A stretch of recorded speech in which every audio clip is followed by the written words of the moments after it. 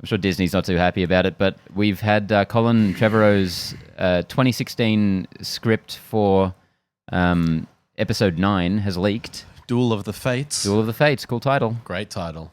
Do you want to run us through some of that, Georgie? Yeah, sure. I mean, the few noticeable things about this is that this was before. This was before that other bloke came in to do a rewrite. I'll look up his name in a moment. So this was essentially before Trevorrow was fired, obviously. It was, but like he wrote it after.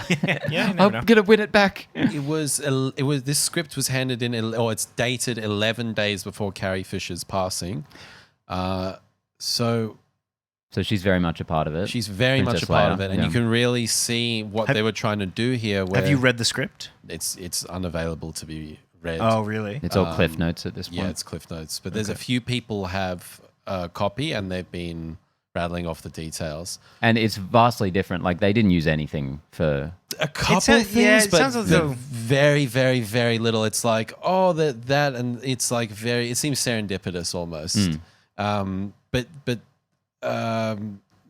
the other really interesting thing about it is how massive of a component Princess Leia is in this, according to Robert Meyer Burnett, who leaked the script, and a few other people. And you can see the concept here was like 7 was Han Solo's movie, 8 was Luke's movie, and 9 is Princess Leia's movie. And obviously when Carrie Fisher passed, it kind of put a real spanner in the works for this particular piece. Pretty big spanner in the works. Pretty damn big spanner. So... if let's say this project was, Trevorrow wasn't fired, and a few other things went a different parallel universe, this would have still been a very, very different movie in the end, because you would have had to either recast Leia or totally manhandle her component of the film. And, people aren't taking into the account like how much scripts change in the whole process, particularly with Disney involved. No, but it's very much been, I think, a resounding, this is better than what we got. Definitely. From the commentariat. And I think we're in the unique position of having quite liked the new film as it is. But there's a lot of things in this though that I quite like. I would have liked to have seen, and that this was always my.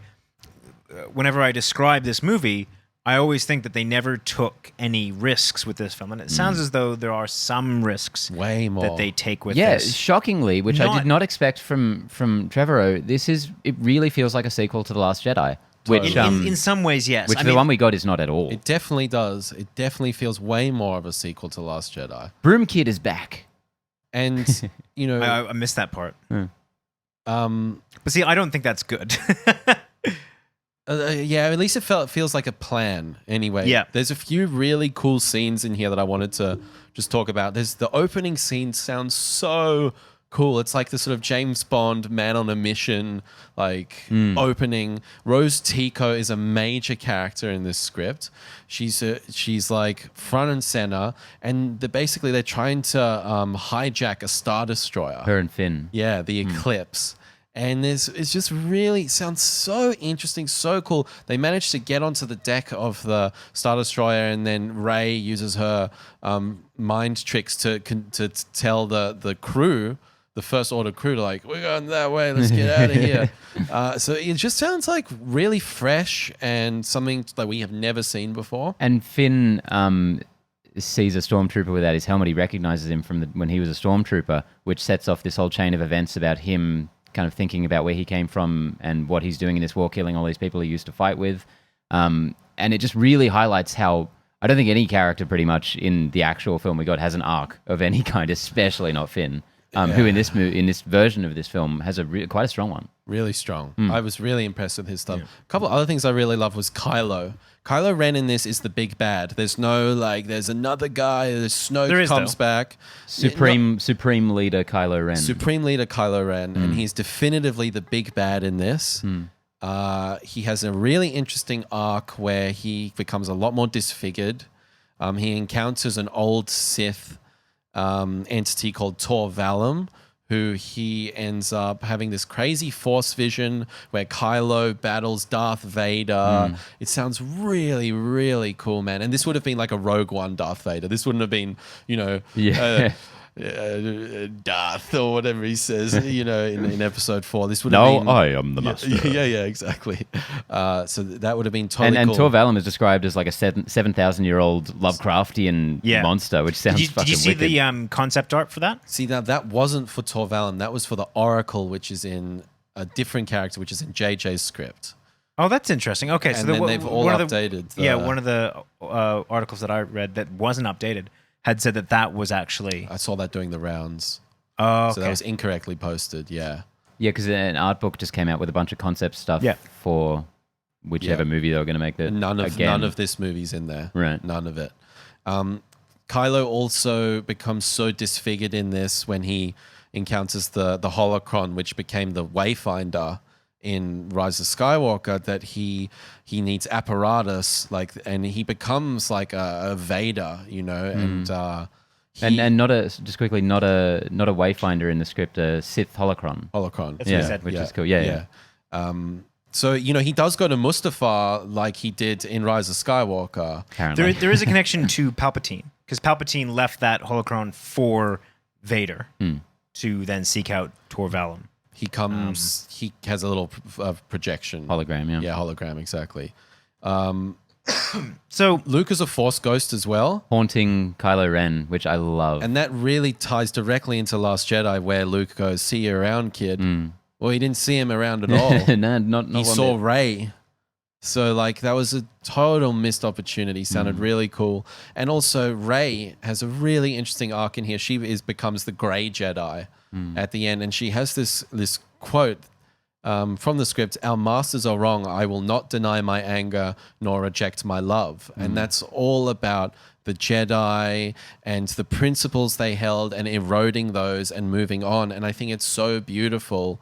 And I think it sounds a lot more satisfying from that component to what we got in The Rise of Skywalker, which, as I said, it's like a Van Halen greatest hits. It's got all those things you love, but it's just lacking that depth and originality. Very safe for the fans. Very safe. So Backfired. those are just a couple things that I was really impressed with. Coruscant makes an appearance, bringing back in with the prequels, which was so Episode 7 was we want nothing to do with the prequels, and everyone's really come around to the prequels, and it was sort of really felt like an Episode 9, 9 movies, finishing 9 movies, a lot more political as well. Obviously, Rey is not a Palpatine. Her parents are still nobody. You just Turns get the out added that- reveal that Kylo Ren killed her parents on Yeah. Snoke's orders. Which is a cool twist as well. And he tells her last name at the end, Rey Soldado. So, just really, really So- cool, man. Really cool. do you think that had Trevorrow stayed on with the project and that had been his first draft, considering that, with the exception of that it would have had to have been manhandled around Leia's involvement, but the points that we just talked about, which had nothing to do with Leia anyways, that those were all still very much part of the film. Do you think that had Trevorrow stayed on, we would have gotten anything like what we just described? I mean, we would have gotten, but would have been diluted. It sounds in a lot of ways very fan fiction-y, this script to me. Yeah. It would have been wrestled with, but how much, that's the thing we'll never know. But I think what was so interesting about this is it's like a little snapshot in time. It's like At one point, they were thinking about potentially doing this kind of stuff. And look, I really love the idea of delving into some of the Sith lore, and I love the idea of a Lovecraftian villain type character. How do you guys feel about one of the major changes, which is that Kylo Ren doesn't get any kind of redemption arc? Because if we're going to talk about arcs, and you said that none of the characters get arcs, I don't think that's entirely true. I think that both Rey and Kylo have quite interesting arcs, if I'm to be honest. yeah, probably those two are the only ones that are arcs, but they are A lot of which is due to the setup by Rian Johnson, but there is an arc nonetheless. So, would have you rather have seen Ren be the final big bad guy? Yeah, I would have. I much prefer this version of Kylo, even though Kylo is my favorite character in this trilogy. And I like what they did with Rise of Skywalker. I just think where this was going, like Supreme Leader Kylo Ren didn't ever become that figure. Like he was obsessed with Darth Vader. He got trained by Snoke. He was into the dark, the dark side. And he's like a kind of pretty chill dude. Like he's not that menacing. I would have loved to have seen this character from like this boy character who kills his father in 7 become the supreme leader and fully own that. And I just think there's more meat on the bone there for me. But that's not to say that. So again, I'm talking about the redemption arc. So you're just talking about making him more evil. But is that how you wanted it to end? Like you want him to just, I don't know, Rey defeats him, kills him? I don't mind that. I think the redemption arc wasn't a necessity for me. Mm-hmm. Well, it wasn't a necessity. Yeah, it would have been cool to see them not go down that kind of exact path you're expecting. The way that each one of these movies was sort of a remake of the original trilogy counterpart. I would have loved, like, it's more like a tragedy of this guy who comes from a really great, loving parents and whatnot, and he gets obsessed with something and he goes down and down and down and down and down this path that actually ends up ending him. Yeah, you can imagine how emotional some of that stuff would have been, especially the interactions between Luke and him, because it would be great to see their relationship fleshed out more after Last Jedi. Yep. What do you think on that front? I to be honest, I don't really know what to think. It's a really early draft, and I'm incredibly aware that it sounds, as you mentioned, kind of like fan fiction-y. And I think it's really easy for us to imagine how cool that could have been. But when you put those ideas onto the screen, I can't help but feel that it wouldn't play out the way that we think it would. This isn't going to go how you think. Yeah, right. I just that always makes me hesitant. And so, one of the things I would have liked to have seen them push the envelope a little bit more. So yeah, I'm really stuck. I don't know. Like it's the only tidbit strange. I'll add to that is that I read all the leaks for Rise of Skywalker, and it was listed out very similarly. Then this happens, and it's all bullet points in Reddit. And I was like, this sounds dope. Like, he comes out of the well and then or whatever the crevasse, and then he saves Rey and they kiss, and I was like, that sounds awesome. Like, I'm really keen for that. See, that's what I'm saying. Like, it's really easy when you and I lay liked it out it in on, the like, movie. Here are the and I bullet liked points. it in the movie. Here are like the cool little timbits. It's really how it kind of comes together. I think that's what makes a film. So, but I like that, and I think the end product delivered on my expectation. Yeah. And this, if I compare it to my experience reading Rise of Skywalker, I prefer. This is better. So, for example, this is better. In this one, you're introducing a big bad character. Or like a bad character in the Trevorrow script. In the Trevorrow script, like the Toll whatever. He's not a big bad. He crops up for a couple scenes and then he's gone. See, again, maybe I'm just reading the wrong articles, but it seems as though that it's a pretty decent chunk. It would be like he encounters him for a few scenes. And it makes it sound as though it's and like Kylo ends up evil kills him. Yoda. Yeah, he is, but then Kylo ends up taking him out, and he's like, "I'm done. I'm done with you." Really? Yeah. Okay. Yeah. No, look, I don't know. He definitely is an evil Yoda. He's more so an evil Yoda than like a Palpatine or a Snoke. Look, at any rate, and it just makes me think how much I loved Palpatine in 9 from a presentation aspect. Yeah. Like him attached to it with all those pipes coming out of him. That was so cool. But like in terms of a story, it's very, very weak. Oh, it's ridiculous. Yeah. Like he's just kind of there and it's never with no addressed. explanation. They have a scene literally to explain why they can't do the Holdo maneuver, but there's nothing about Palpatine returning to the universe. Like that Holdo maneuver thing. So silly.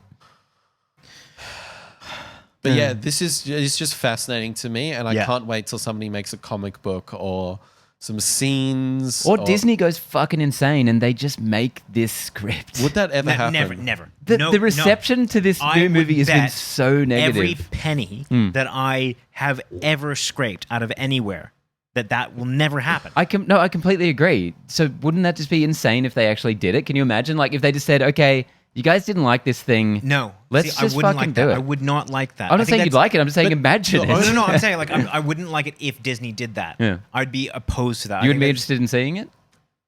I wouldn't like the. I'd definitely watch it, but I don't like the concept of that. I don't like Disney. Like, all right, you made a film, just it's done. You made the film. This is the story that you don't just get to retcon it like that. But we're in a different era now where Sonic gets redesigned because of fan. But that's backlash. before it was released. James Gunn gets rehired for Completely different. Like that's. I mean, they're still going back on decisions though due to fan. I mean, they've done it. Audience decision making processes on audience reactions. There's a very definite line that those films haven't been released yet. I don't like the idea of once a film is out there, once the film is out in the public, I don't necessarily like going. I certainly wouldn't like them just recreating the entire film. I would love I think that. that's. I like, love it just for how batshit it is. Yeah. Could you imagine the fan base? Oh my god, it Star would be Wars fucking would actually- beautiful. I mean, Although- and from an investment point of view, it just wouldn't.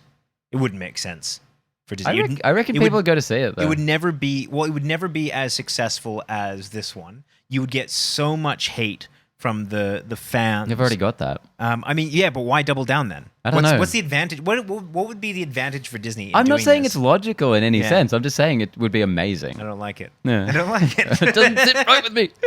I would love it. And the final thing is go check out Star Wars fans listening and go check out Mr. Sunday Movies channel because a couple days before this, he released a video about these alternate timelines for A New Hope, Empire Strikes Back, and Return of the Jedi. And like one thing changes and it's an alternate timeline. Like Princess Leia in episode 4 is a Sith. And Yeah, so like the A New Hope one is Luke's proton torpedo didn't go off and didn't blow up the Death Star. Yeah. So that mission was a failure. Yeah. And just everything that spins out from that. it's so cool. Yeah, really, Batshit really fun insane. stuff. Do you know what I would really love? For Star Wars to take this entire Skywalker saga And throw it into the sun. and fuck it off already. This universe is super cool. I love Star Wars. I love the lore. I love the universe. I love the Jedi, the Sith. It's really cool. There are other stories to tell in this universe. I think I think they seriously need to step away you'll see that. from this one timeline or this one like set of events and just take a breath. Do Knights of the Old Republic. Do hell, even do Solo 2. no, what's Sidious's Solo, the animated Darth series. Plagueis? do a Darth Plagueis. Do a in the future. Darth Revan. Yeah, do like a Yeah, future would be cool. Rey has created this gray Jedis or whatever she Do becomes at 1,000 the years end. in the future. I don't care. I just think that they are trading too much on this existing property. They just need to that's the kind of risk I want to see them take now. I want them to go and create their they still got so much source material and they've got so much, for lack of a better word, goodwill among, Do you think so? in terms, Doesn't feel like it. if they made another Star Wars film. Mandalorian, maybe. I mean, don't in know about terms of if anything they else. made a Star Wars film, they will have a fan base that will go and see it. Oh, no doubt. They could have So a solo that's though. that's what I mean by goodwill, as in they will, they've got an IP with a fan base that will go But out and see it. Solo, that lost a lot of money, So it's tough. But Anyway, fans in- were very specific; they didn't want that movie.